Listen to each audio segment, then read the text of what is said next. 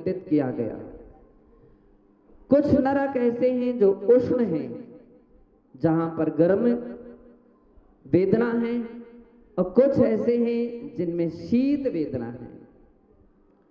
84 लाख में से 42 लाख 25,000 विल जो हैं वो उष्ण हैं, गर्म हैं, और 1,75,000 विल ऐसे हैं जिसमें शीतलता है और वे घनघोर शीत वेदना से युक्त हैं। ऐसे वे नरकों में, नरक बिलों में नारकी जीव निवास करते हैं। नरकों में बिल कुएं की तरह, जैसे अपने यहाँ के कुएं होते हैं, कुएं फिर भी छोटे होते हैं, लेकिन उनके निवास स्थान इससे भी कई गुनी मात्रा में बड़े होते हैं। तरह तरह की आकृति वाले वे बिल होते हैं। नारकी जीवों के उत्पत्ति स्थान का नाम है उपाद स्थान, और वे उन उपाद स्थानों से नारकी जीवों का जन्म होता है। जब वे जन्म लेते हैं तो कहते हैं उनके योनि स्थान जो हैं घंटाकर्ण आकृति के हैं, और वहां से सीधे वे नीचे नरकों में गिरते हैं। बंदो, वहां की वेदना को फिर सहन नहीं कर सकते, उसको अपन आगे देखते हैं। उन नरकों में रहने वाले नारकियों के जो दुख हैं उसके विषय में कहते हैं, नारका नित्या शुभतर लेश्या परिणाम देह वेदना विक्रिया। नारका, वे नारकी जीव जो होते हैं वे नित्य यानी हमेशा अशुभतर लेश्या, अशुभतर लेश्या वाले होते हैं। शरीर का भी रंग वैसा ही होता है और उनके भाव यानी परिणामों की परिणति भी उनके वैसे ही हुआ करते हैं। नरकों में अशुभ लेश्याएं पाई जाती हैं और कापोत लेश्या, नील लेश्या और कृष्ण लेश्या पाई जाती हैं। कापोत लेश्या के अनुसार उनके शरीर का रंग, जहां पर ये लेश्या वाले नारकी होते हैं उन नारकियों के शरीर का रंग कबूतर की तरह होता है, और जिन नरकों में नील लेश्या वाले नारकी जीव रहते हैं उनका शरीर का वर्ण गहरे नीले कलर की तरह होता है, बैगनी कलर की तरह होता है। और जहां पर कृष्ण या महाकृष्ण लेश्या पाए जाते हैं वहां के नारकियों का शरीर का वर्ण अत्यंत काला होता है। ऐसी अशुभतर लेश्या वाले जीव होते हैं। उन नारकी जो जीव हैं उनके परिणाम ही नामो निशान उसके नहीं मिलते। प्रेम, साथ, सहयोग की भूमिका नहीं मिलती है। वे निरंतर अशुभ परिणाम वाले होते हैं, उनके खराब परिणाम होते हैं। विशेष करके मारने, कूटने और सताने के परिणाम होते हैं। ऐसे वहां की जमीन का एक ऐसा असर और प्रभाव है, अशुभतर देह, और वहां का देह नारकी जीवों के शरीर भी अशुभतर होते हैं। और इसके विषय में हमारे शास्त्र कहते हैं कि जैसे किसी व्यक्ति के लिए एक साथ कुष्ठ रोग हो जाए, गलित कुष्ठ रोग हो जाए, फोड़े भी हो जाए, फुंसी भी हो जाए, तो उस शरीर वाले व्यक्ति के लिए क्या वेदना होती है, उससे भी भयानक पीड़ा नारकी जीवों के शरीर की शारीरिक दुख उनके लिए सबसे अधिक होते हैं। अपने यहाँ व्यक्ति बोलता घुटने दर्द कर रहे हैं, कमर दर्द कर रहे हैं, वहां तो दर्दों की गिनती ही नहीं है। तिल तिल करें देह के खंड, असुर भिड़ावे दुष्ट प्रचंड। तिल तिल के बराबर टुकड़े कर देते हैं, इतनी कसाय भाव उनके अंदर में रहती हैं। यद्यपि अशुभ विकृत शरीर होने से वो मिल तो सब जाते हैं, सारे टुकड़े मिल जाते हैं, लेकिन घाव ज्यों के त्यों रहते हैं, वे नहीं मिटते हैं। जैसे शुगर की बीमारी वाले व्यक्तियों के घाव मिटते नहीं हैं, फिर भी एक बार वो मिट जाएं, लेकिन वहां नारकियों के तो वे घाव मिटते नहीं हैं और उससे भी अधिक मात्रा में भयंकर होते हैं। बंदो, इतना समय नहीं कि मैं इसका विस्तार करूं। त्रिलोक सार और त्रिलोय परिणति के जब इस पृष्ठ के लिए इन अध्यायों को खोल करके देखते हैं, वहां उनकी वेदनाओं का वर्णन, शरीर का वर्णन है। ऐसी वेदना है जहां पर वेदना और नारकी जीवों की अशुभतर वेदना होती है।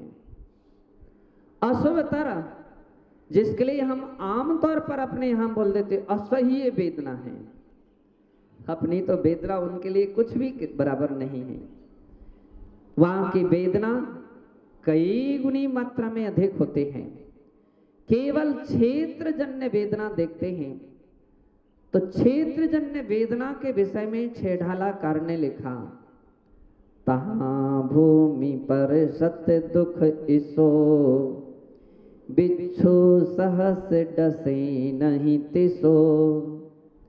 जहां की जमीन को केवल स्पर्श होते ही हजारों बिच्छुओं एक साथ काटने पर, और जहरीले बिच्छुओं के काटने पर जो वेदना होते हैं, हजार तो बहुत दूर रहे, एक ही बिच्छू जिसको काटता है, कभी देखा किसी ने बिच्छू को? जहरीला बिच्छू जिसको काटे उसकी हालत क्या होती है? कितने लोग तो सहन ही नहीं कर पाते उसकी वेदना को और उसकी मृत्यु हो जाती है। और जो सहन कर लेते हैं, लेकिन क्या उनके लिए छटपटाहट होती है। फिर ऐसे ही हजारों बिच्छू एक साथ काटे तो उसकी वेदना जिस प्रकार से नारकियों जीवों को होती है, वो तो नारकी ही जान सकते हैं। बंधो, अशुभतर विक्रिया उनकी हुआ करती है। प्राय करके भाव अशुभ हैं, उनके परिणाम अशुभ हैं, तो फिर उनकी शारीरिक चेष्टाएं विक्रियक जन्य जो होती वो अशुभ ही होती हैं। वे कभी भी फूल नहीं बना सकते हैं, ऐसे भाव नहीं होते हैं।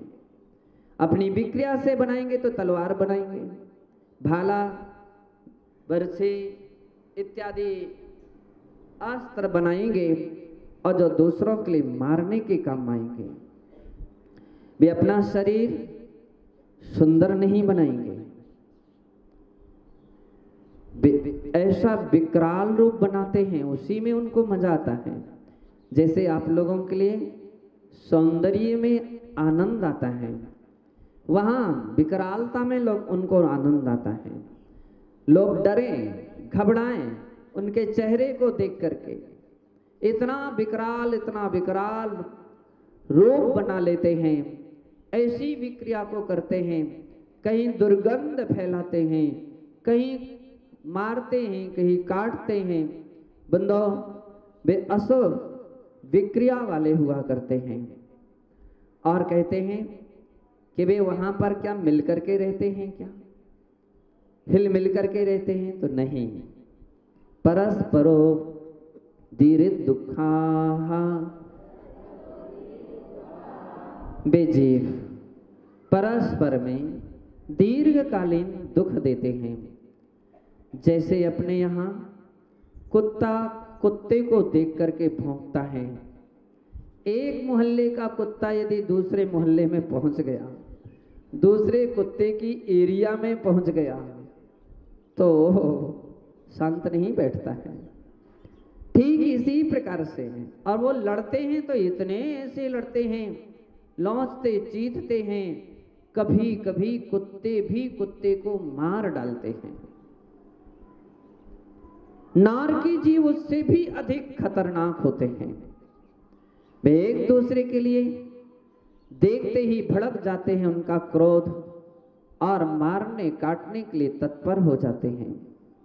तो कहते हैं वे निरंतर लड़ते झगड़ते रहते हैं, एक मिनट भी शांत नहीं बैठते। ध्यान रखिए, जो इस भाव में लड़ता झगड़ता है ना, ऊपर भाव में भी नरकोई में जाएगा और वहां पर भी ऐसा ही लड़ता झगड़ता रहेगा। अगर आप नरकों में नहीं जाना चाहते हो तो लड़ाई झगड़ा छोड़ दीजिए, झगड़ा छोड़ दीजिए, हिल मिल करके रहने का प्रयास कीजिए। कहीं निभिए तो कभी निभा लीजिए, सहिष्णुता के भाव का परिचय दीजिए। जो ऐसा नहीं कर पाते हैं बोले नरक जाते हैं और वहां पर परस्पर में लड़ते हैं। नारकी जीवों में वहां पर एक तो शारीरिक वेदना है, क्षेत्र जन्य वेदना है, मानसिक वेदना है, और चौथी सबसे बड़ी वेदना है तो असुर कुमार देवों के द्वारा की गई वेदना है। उसके विषय में कहते हैं संक्लिष्टा स्रोदीर दुखाश्च प्राक चतुर्थ्याः संक्लेश परिणाम वाले असुर कुमार जाति के देव धीरित दुखा प्राक चतुर्थ्या, चौथी पृथ्वी के पहले पहले तक नारकियों के लिए दीर्घकालीन सबसे बड़ी वेदना देते हैं। वह यह है कि उनके लिए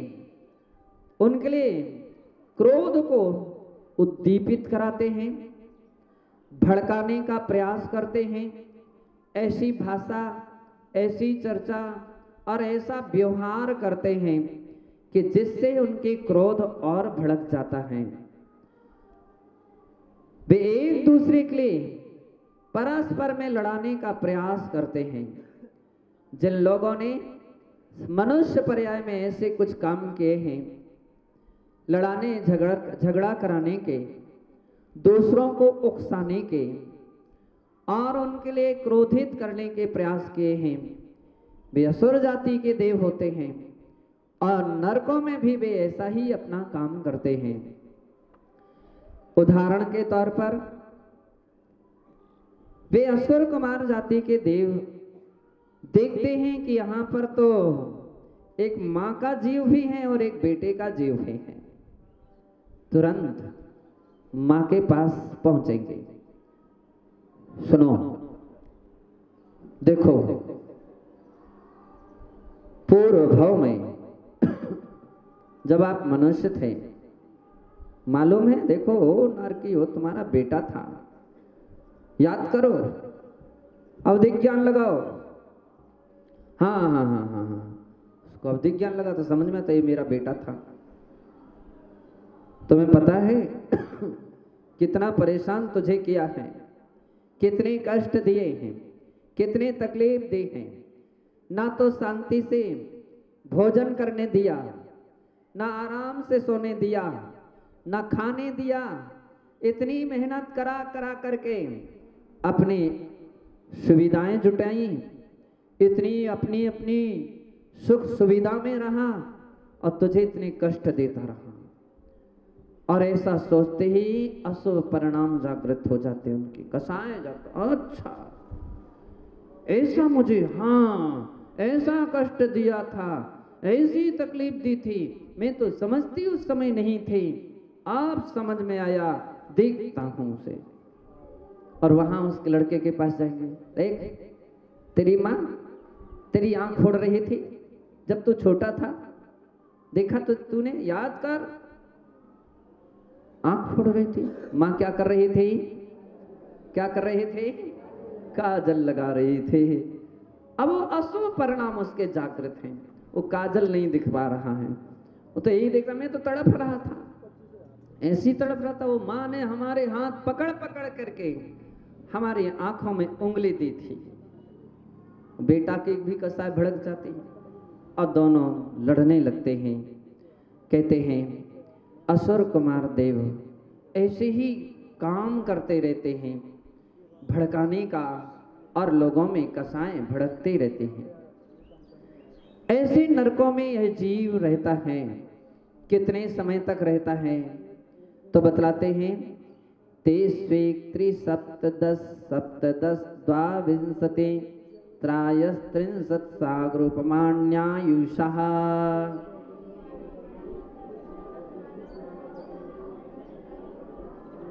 अच्छा, इसमें रुक जाइए भैया, इसमें एक पन्ना एक सूत्र नहीं है। क्या चीज है?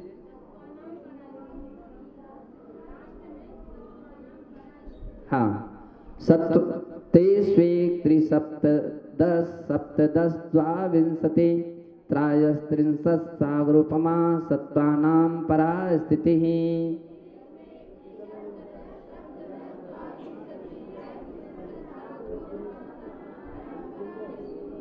उन नारकी जीवों की नरकों में क्रमशः पहले नरक के नारकियों की उत्कृष्ट आयु 1 सागर है, फिर दूसरे में 3 सागर, 7 सागर, 10 सागर, 17 सागर, 22 सागर और 23 सागर प्रमाण है। अब आपके अंदर में 33 सागर प्रमाण है।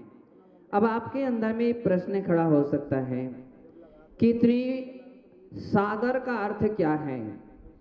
क्योंकि सिद्धांत के अनुसार हम परिभाषा बतलाएंगे, आपके लिए बड़ा कठिन लगेगी। संक्षेप में ऐसा ही समझ लीजिए, सागर यानी लवण समुद्र और उसकी पानी की बूंदें के बराबर जहां के नारकी जीवों की वर्षों की आयु है वह सागर है। सिद्धांत ग्रंथों में जब सागर की बात कही जाती है तो बतलाते हैं 2000 लंबा, 2000 चौड़ा, 2000 गहरा एक गड्ढा खोदा जाए, उस गड्ढे में उत्तम भोग भूमिया में जन्म लेने वाला मेढ़ा के 7 ही दिन हुए हैं, ऐसे कोमल और बारीक बालों वाले भेड़ की वह 1 से 2 से टुकड़े ना हो सके इतने बारीक बारीक बालों के टुकड़े किए जाएं और उस टुकड़ों से वह गड्ढा भरा जाए, और ऐसा वैसा नहीं, चक्रवर्ती के वज्र दंड से ठोक ठोक करके वह गड्ढा भरा जाए।